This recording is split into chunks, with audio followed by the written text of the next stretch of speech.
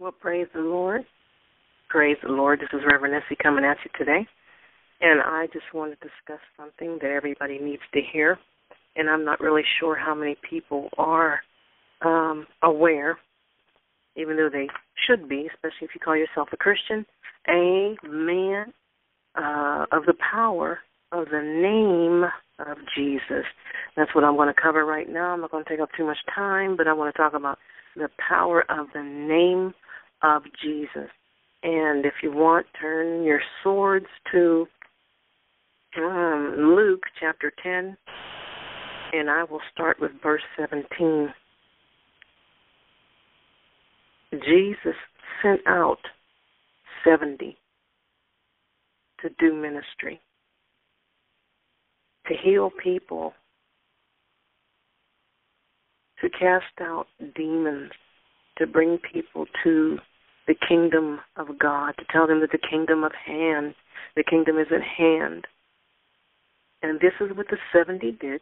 It says in verse 1, chapter 10, verse 1, after these things, the Lord appointed other 70 also, which means he had 70 more than what he had already had with him, and he sent them out two and two before his face into every city, not some certain places or their special places that they liked, every city and place, whether he himself would come. That is saying that whether or not Jesus was with them, he sent them out to do ministry, which shows maturity, spiritual maturity. When you are called to speak the word of God, Jesus expects for you to go out with confidence and cast out demons and devils and subdue and take over and own that thing. You own the ministry. You own the words that come out of your mouth. You speak them with confidence. You go to God. You approach God humbly. But whenever you approach the enemy, you approach him with confidence and determination, no fear. So the 70 went out and they ministered and did what they were supposed to do, and there were some who had spiritual receptivity, and then there was ministerial support going on there, and then there was also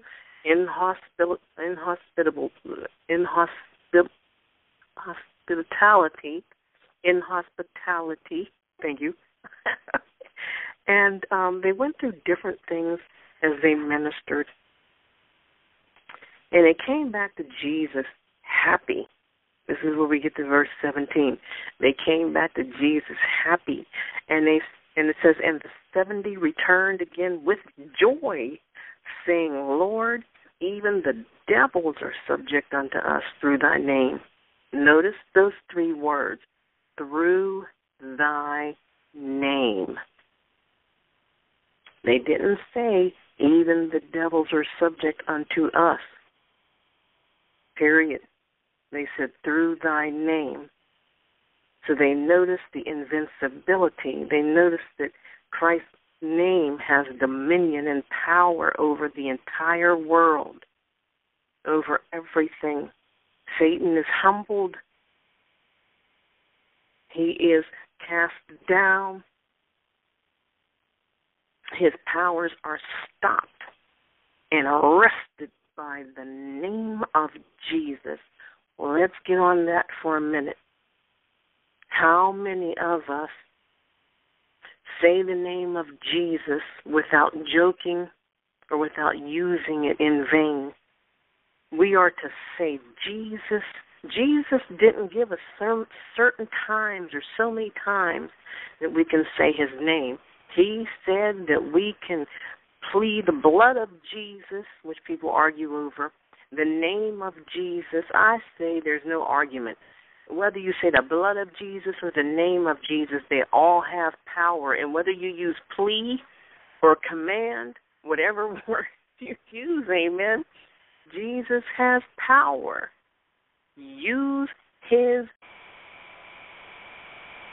When something comes up against you or your family, your loved ones, use the name of Jesus The blood of Jesus. You command that thing, that evil, nasty, ugly entity that is coming up against you, command it in the name of Jesus by the power of his blood.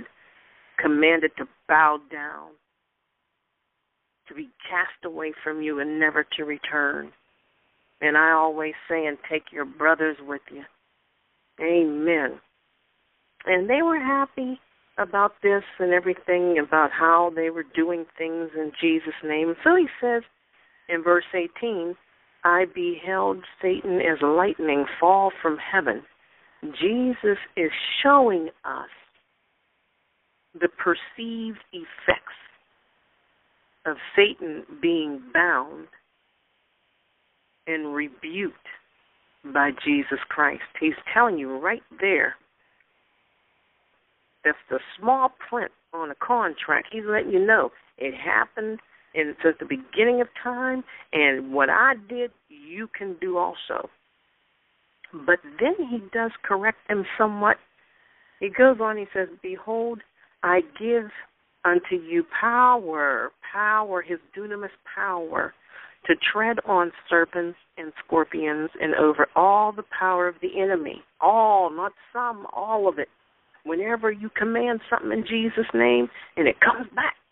You remember the story in the Bible where Jesus was, I believe, it was a blind man, and Jesus went to heal him, and the man said, I see things look like trees.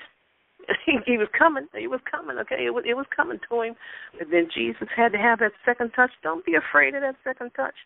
You say Jesus until the devil gets tired of hearing it.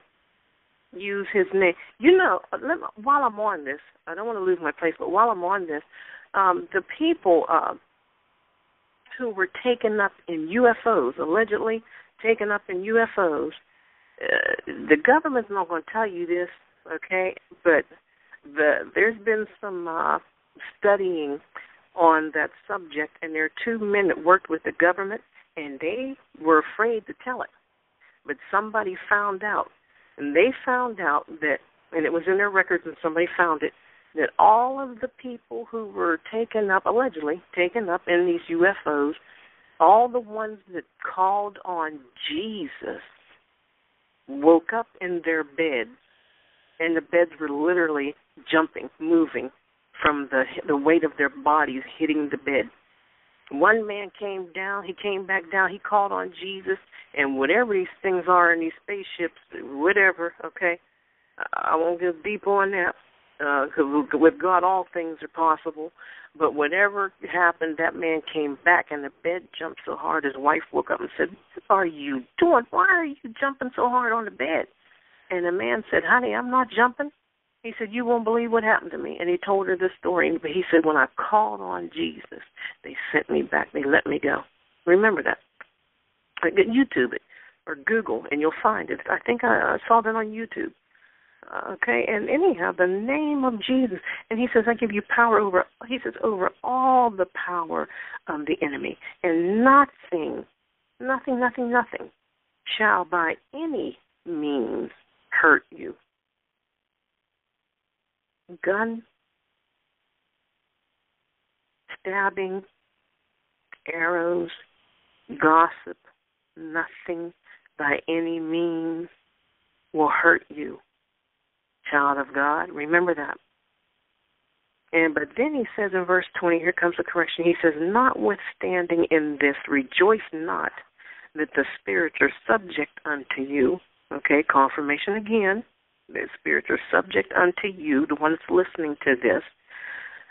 So don't be afraid. Have no fear, God says. But rather rejoice because, guess what? Your names are written in heaven. Your names are written in heaven. It is more important to have your name written in heaven, to go to heaven, and to be in the new Jerusalem, the new heaven, the new city, and to be with God and Jesus Christ, than to worry about what you had to battle down here on earth. In other words, do that thing, but be happier of what happens next. Do that thing. Rebuke, bind, control your atmosphere, or your atmosphere will control you. Some of you out there might have to do it with tears in your eyes.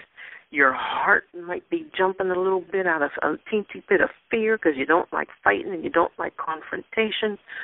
Some of you may be afraid. Some of you may be crying. Some of you may, no matter what you go through, do that thing God gave. Listen, let me go back.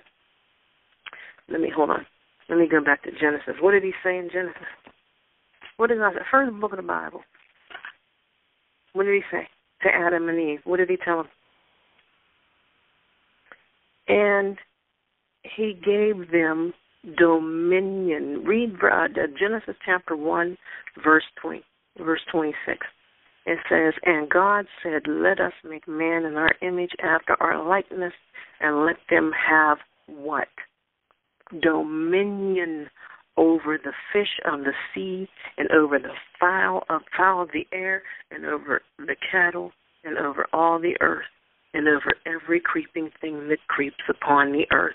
This is why you see those people on TV wrestling with crocodiles and breaking the spirits of hard-headed horses. Amen. This is why you see this kind of stuff. And they're trying to take care of tigers and bears and all that kind of stuff, because God gave man, no certain color, man, period, dominion over the earth.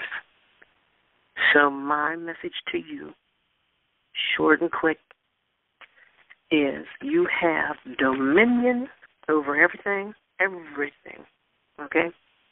God has dominion over humans. You have dominion over the earth, and you have power. And you have what? The name of Jesus. In the name of Jesus, I pray right now, Lord, that these people that are listening to this catch on, become bold, and they don't care what other people have to say, but they exercise their power and their right as a child of God to get dominion and power over the evil around them, over the enemy. In Jesus' beautiful, wonderful, lovely name. Amen. RevEssie signing out. God bless.